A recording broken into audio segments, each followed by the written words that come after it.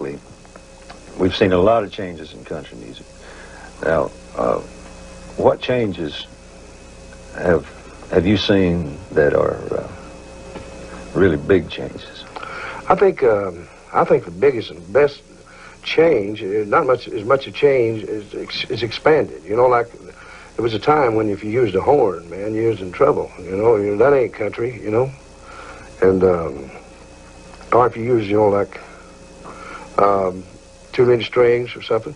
But I've always felt that we had the right to use just as many instruments as somebody else. You know, they use ours. You know, and if you want to get basically down to it, when you know, like they say, well, you got to keep it country. If you're going to keep it country, you can't use a guitar pick because that's an amplification of a sort.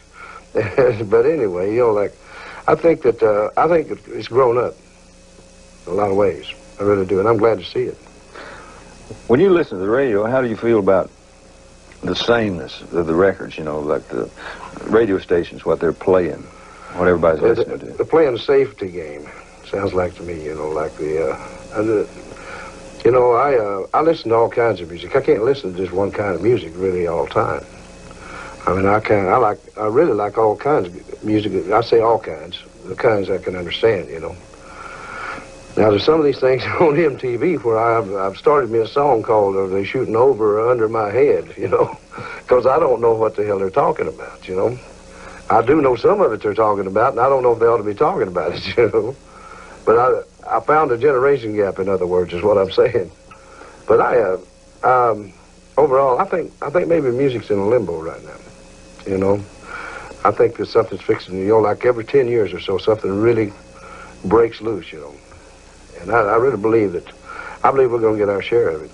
I agree with you. I think something has to happen because it's running together, you know, what's being exposed. Exactly. And it's obviously, there's no way that it can go backwards, you know. We can't go back to good old country music. We can't go back.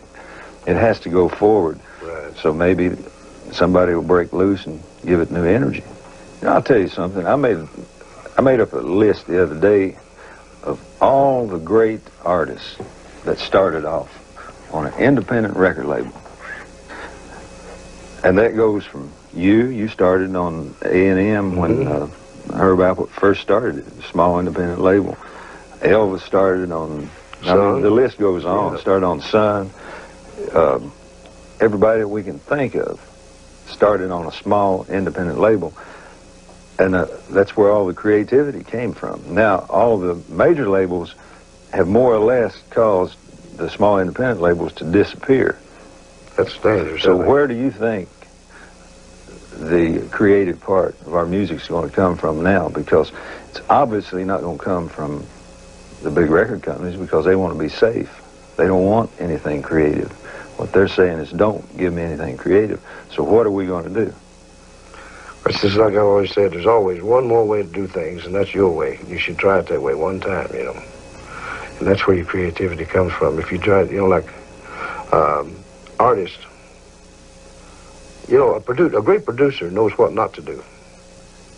You know, what he can be great in there. I mean, like he knows when to stay out of it, you know, and let an artist go, you know. And like so the best things I've ever come up with, I had no earthly idea what I was doing, you know.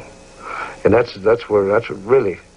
And I'm sorry for some of the things I've learned, you know, but it's still got to come from the artist. They still have to.